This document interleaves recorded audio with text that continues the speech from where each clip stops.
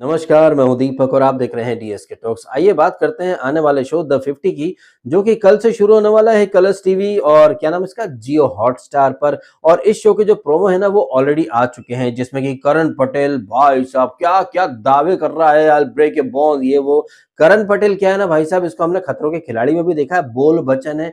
करण पटेल के जो promo cut रहे हैं सिर्फ उसके फैंस का काटने के लिए ये प्रोमो कट रहे हैं। हालांकि करण के साथ साथ यहाँ पर रजत दलाल और दिग्विजय राठी, जिनका कि बिग बॉस 18 के अंदर एक अधूरी कहानी को यहाँ पर द 50 में रजत और दिग्विजय दोनों ही कंप्लीट करने आए हैं। और जैसा कि हमने ऑलरेडी प्रोमो देख लिया है, रजत दलाल ने धर दिया है दिग्विजय राठी के थोबड़े के ऊपर, और ये देखते से ही सपना चौधरी कहें या फिर मोनालिसा या फिर मेरी फेवरेट तंबोली, जो कि बिग बॉस 14 में बोला करती थी आप तो दिखते ही नहीं है, फिर यही तंबोली खतरों के खिलाड़ी में गई थी, ओ सर मेरी फट रही है सर ये क्रीपी क्रॉली है सर मेरी फट रही है सर। इन शॉर्ट, चाहे वो तंबोली हो, चाहे वो रजत दलाल हो, चाहे वो दिग्विजय राठी हो, या फिर और जितने भी कंटेस्टेंट है, जैसे कि शिव ठाकरे, जिसे हमने बिग बॉस मराठी में भी सपोर्ट करा, बिग बॉस कौन सा था 16 मंडली का लीडर था, वो वहां भी सपोर्ट करा, काफी बढ़िया तरीके से वो कैलकुलेशन करता था। कैलकुलेशन तो रजत दलाल भी खूब करता था बिग बॉस 18 में। मामला काफी इंटरेस्टिंग हो चुका है भाई साहब। अगर हम बुद्धि की बात करें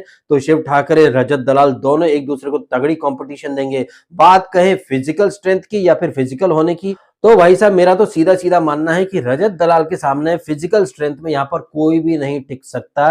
चाहे वो शिव ठाकरे हो, चाहे वो ये करण पटेल हो, चाहे वो दीपक चाहर का साला, क्या नाम है यार इसका, मैं नाम भूल रहा हूँ इसका, भारद्वाज करके है ये कौन से बिग बॉस में आया था यार, बिग बॉस 4 में आया था या फिर 5 में आया था। काफी टाइम से वो बंदा दिखा नहीं था, लेकिन अब यहाँ पर द 50 में उसका प्रोमो कटा है करण पटेल के साथ।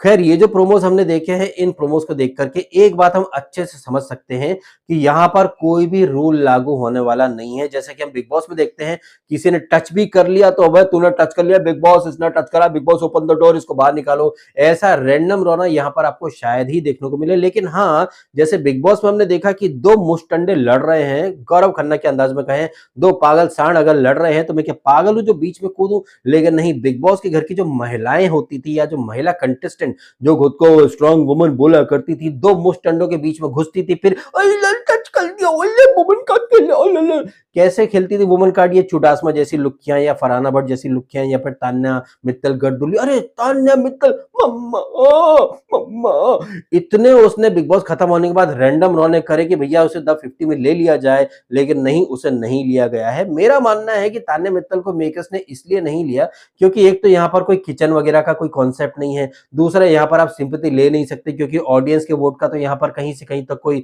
इन्वॉल्वमेंट है ही नहीं। लेकिन हाँ, ऑडियंस में से कोई एक बंदा 50 लाख जीत जाएगा, इस तरह का प्रोमो कटा है, तो ये बात कितनी सच होती है एंड में, या ये एक जुमला साबित होता है, ये तो सीजन के एंड में ही पता चलेगा। लेकिन जो बात मैं यहाँ पर कर रहा था वो बात यह है कि इस शो में तान्या मित्तल जैसे लोगों की कहीं कोई जगह नहीं है, क्योंकि यहाँ पर आपको दौड़ना पड़ेगा, भागना पड़ेगा, आपको हर एक फिजिकल टास्क में अपना बेस्ट देना पड़ेगा। आप यहाँ पर कोई रैंडम रोना नहीं कर सकते, आप यहाँ पर कोई ओवर पैम्पर्ड किड की तरह बिहेव नहीं कर सकते। आई थिंक इन सारी ही चीजों को मेकर्स ने तान्या के सामने रख दिया होगा और तान्या ने बोल दिया होगा यहाँ तो सिंपैथी का कोई स्कोप ही नहीं है, यहाँ तो सारे काम खुद करने पड़ेंगे।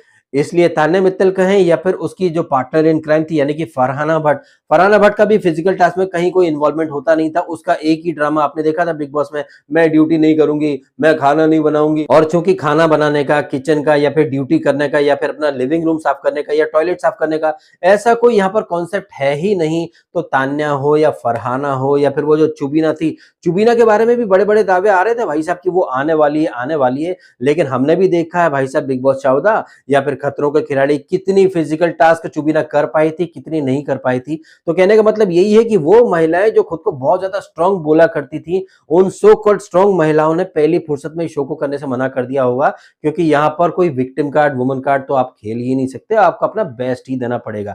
हालांकि यहाँ पर कुछ महिलाएं आई हैं, जैसे कि वो नेहल चुडासमा भी छोटी छोटी बात पर पंगे करती थी, लेकिन फिजिकल टास्क में वो थोड़ा बहुत पार्टिसिपेट कर लिया करती थी। लेकिन हाँ, विक्टिम कार्ड, वुमन कार्ड भर भर के खेला करती थी। अब देखते हैं कि यहाँ पर वो कितने दिन तक वुमन कार्ड खेल पाएगी, क्योंकि सुनने में आया है कि उसका जो शो है ना वो शुरू होते से ही खत्म हो गया। उसके साथ साथ वो जो मैक्सटन, जिसे एल्विश ने थप्पड़ मारा था तो एल्विश कोटे से वो फेमस हो गया, गया, फिर कटारिया जो कि बिग बॉस ओटीटी में आया था, उसे बगैर वोटिंग के उड़ा दिया था। तो सारी एल्विश की औलादें जो है जियो को अनइंस्टॉल करो, ये करो, वो सारी नाजायज औलादें अब वापस से जियो को डाउनलोड करेंगी, अपने दूसरे बाप कटारिया के लिए वोट करेंगी। अरे वोट क्या करेंगी, वोट की तो अहमियत है ही नहीं, आपके वोट से वहां पर कुछ भी नहीं होने वाला है। 50 लोग हैं भाई साहब, 50 लोग मतलब 10-10 की टीम, 5 कैप्टन बन जाएंगे और भाई साहब कैप्टन डिसाइड करेगा कौन कमजोर खिलाड़ी है। उस कमजोर खिलाड़ी को या फिर उस कमजोर कड़ी को घर वाले जो है वो अपनी सहमति से निकाल करके फेंक देंगे। That means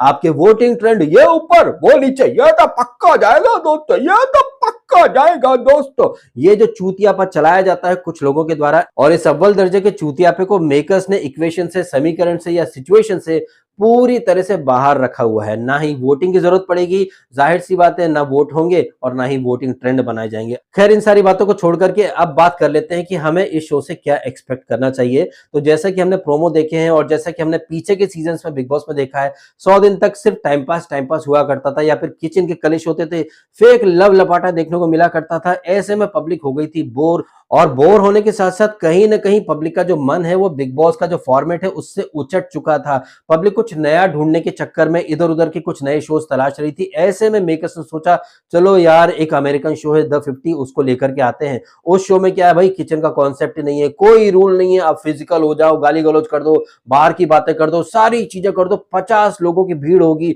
that means 50 celebrities, उनके जो फॉलोअर्स हैं उन्हें थोड़ा पैसे का लालच दे दो कि भैया आपका फेवरेट जीतेगा तो आपको प्राइज मनी मिलेगी। इस तरह से कहीं ना कहीं ऑडियंस को भी इंगेज करने की निंजा टेक्निक है। लेकिन ये जो भीड़ है 50 लोगों की, इस 50 लोगों की भीड़ में कुछ गधे भी हैं जो कि घोड़ों की रेस में दौड़ने आ गए हैं। ऐसे गधे गधइयों में वो अदना सा अदनान, वो मैक्सटन, ये मोनालिसा, वो चुडासमा, और वो क्या सपना चौधरी बिग बॉस 11 में आई थी बड़ी बड़ी बातें करने। ये सारे का लपड़ झंडिस लोग है भाई साहब, ना 3 में ना 13 में, सिर्फ भीड़ बढ़ाने के लिए इन लोगों को लाया गया है। और भीड़ बढ़ाने की पद्धति के तहत किसी को एल्विश आर्मी के कोटे से उठा लिया है, किसी को फैजू वाली जो पलटन है उस कोटे से उठा लिया। अब भाई साहब फैजू की पलटन से लोग आए हैं और उनका मुखिया फैजू ना आए, ये तो हो नहीं सकता। फैजू जिसके साथ की झलक दिखला जा और खतरों के खिलाड़ी, हालांकि खतरों के खिलाड़ी में तो तुषार कालिया ज्यादा डिजर्विंग था। हालांकि तुषार कालिया को भर भर के टक्कर दी थी इसने फैजू ने, लेकिन तमाम कोशिशों के बावजूद फैजू जो है वो वहां पर जीत नहीं पाया था। लेकिन यही फैजू बाद में उसमें झलक दिखलाजा में आता है, बहुत अच्छे से परफॉर्म करता है, लेकिन वहां पर वोट जो है वो टाई हो जाते हैं। इतिहास में पहली बार 3-3 लोग थे, ये फैजू, चुबीना और एक लड़की गुंजन, तीनों के वोट टाई हो जाते हैं और फिर जजेस फैसला लेते हैं। वहां पर फैजू जो है वो हाथ मल के रह जाता है। अब देखने लायक बात यह होगी कि ये फैजू जो कि कलर्स टीवी के साथ 2 शो कर चुका है, खतरों के खिलाड़ी और झलक, वहां पर ये जीत नहीं पाया था, क्या उन हारों का यहाँ पर कंपनसेशन मिलता है? इसके साथ साथ भूलना नहीं चाहिए फैजू ने एंडमॉल वालों के साथ वो master chef, celebrity master chef भी किया था, वहां पर भी वो जीत नहीं पाया था। तो उन हारों का यहाँ पर फैजू को कुछ कंपनसेशन मिलेगा या नहीं मिलेगा, ये तो समय ही बताएगा। फैजू के साथ साथ यहाँ पर वो एल्विश आदमी के सारे लपड़ झंडे को भीड़ के रूप में उठा लिया गया है। बिग बॉस 16 में शिव का टैटू पकड़ने वाली वो किचन वाली अर्चना गौतम, मैं दीदी के बारे में कुछ बोला, दीदी की पीपड़ी बजाने वाली गुलमटी, देखते हैं यहाँ पर कितने तीर मार पाती है।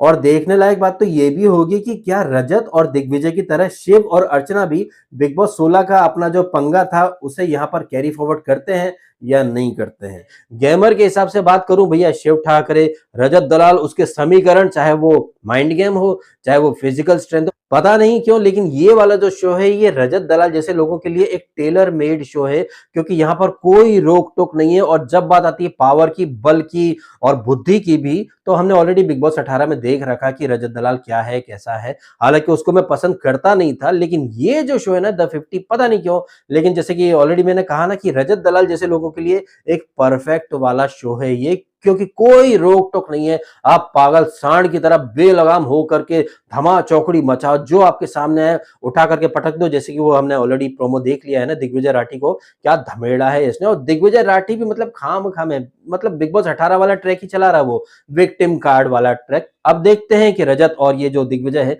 इनका ये जो लफड़ा है ये आगे और बढ़ता है या फिर सीज फायर हो जाता है। देखने लायक ये बात भी होगी कि शिव ठाकरे जो कि बहुत ज्यादा दिमाग लगाता था, या फिर वो अरबाज पटेल तंबोली का बॉयफ्रेंड जो कि राइज एंड फॉल में भी आया था, बहुत दिमाग लगाता था। ये लोग कैसे दिमाग लगाते हैं गेम में, कैसे आगे बढ़ते हैं। करण पटेल भाई साहब, उसके बारे में ऑलरेडी बोल दिया मैंने, वो सिर्फ बोल बच्चन है, ज्यादा उससे मेरे को कोई खास एक्सपेक्टेशन है नहीं। उसके साथ साथ डिनो जेम्स जो कि खतरों के खिलाड़ी को जीत करके आ रहा है। अरे भाई साहब, खतरों के खिलाड़ी करे हुए लोग, बिग बॉस करे हुए लोग, बिग बॉस मराठी करे हुए लोग, सारे के सारे मतलब वही लोग हैं जिन्हें आपने पहले से पहले ऑलरेडी किसी न किसी सीजन में देख रखा है। आई थिंक उर्वशी ढोलकिया भी आ रही है।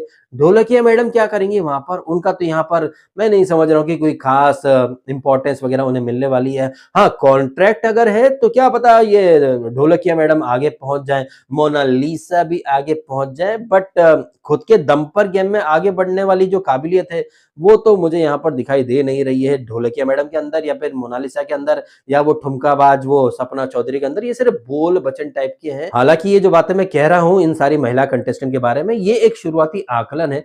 हो ये भी सकता है कि ये महिलाएं हमें गलत साबित कर दें और ये पुरुषों को पछाड़ दें और फिर एक नारा लगाएं कि हमारी छोरी क्या चोरों से कम से, अब कम से या अधिक से, ये हम देखना शुरू करेंगे कल रात से। आप बताइएगा आपकी क्या एक्सपेक्टेशन है इस शो से, और साथ ही साथ आप ये भी बताइएगा कि क्या आपको लग नहीं रहा कि बिग बॉस करे हुए कंटेस्टेंट जिन्हें पहले 1 साल के आसपास का फेम मिल जाया करता था, अब वो फेम जो है वो सिर्फ 1 महीने का ही मिल पाया है। 1 महीना हुआ बिग बॉस को खत्म हुए, द 50 आ गया, और वो कंटेस्टेंट जो कि सोच रहे थे कि वो 1 साल तक खबरों में रहेंगे, लेकिन नहीं भाई साहब, 1 महीना हुआ, द 50 आ गया। अब अगले 50 दिन तक सारे बिग बॉस के जो कंटेस्टेंट हैं, बिग बॉस 19 वाले, उन सबको लोग भुला बैठेंगे, और वो सारे कंटेस्टेंट जो कि द 50 में आए हैं, सिर्फ इन्हीं की बातें होंगी अगले 50 दिनों तक। इन सारी ही बातों के बारे में आपके जो भी हैं ओपिनियन, कमेंट के माध्यम से शेयर अवश्य कीजिएगा। फिलहाल आपने समय निकाला, वीडियो देखा, आपका बहुत बहुत धन्यवाद।